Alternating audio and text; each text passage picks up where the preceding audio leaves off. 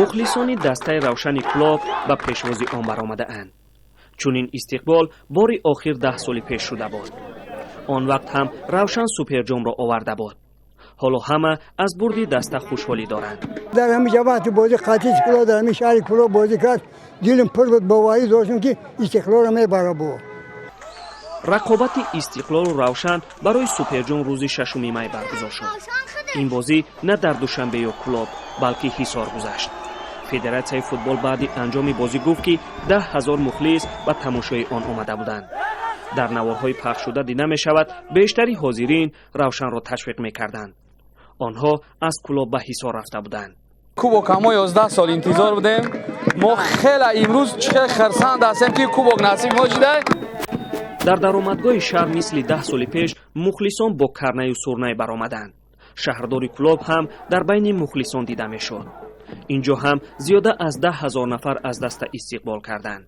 چخیلی که شما خطانه در 10-15,000 مخلص در درآمدگاه شهر کلوب در استقبال روشن کلوب آمدند.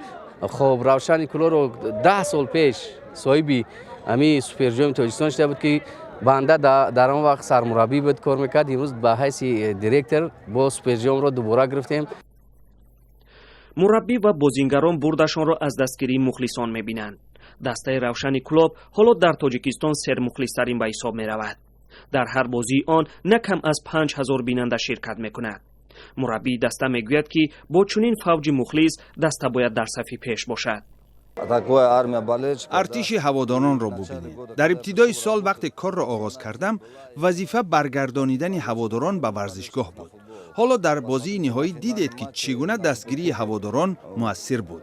دیگر باز شاهد آن نبودید. اکنون روشن مثل سالهای پیش شهامتش را برمیگرداند. 13 سال پیش وضع آن مشکل شد و شرکتش در لیگ عالی زیر سوال رفت. مجبور شد سال 2018 اتوبوس هدیه کرده پرزیدنت کشور را فروخته در لیگ اول فوتبال موقعش را نگه دارد. دسته را تا سال 2021 حکومت‌های شهر و ولایت سرپرستی می‌کردند. بعدی برآمدن به لیگ عالی سرپرستی دسته را بازار حاجی شریف به عهده گرفت. اما آن سال بین بازیگران جدایی افتاد و رهبر دسته مجبور شد هیئت را نو کند.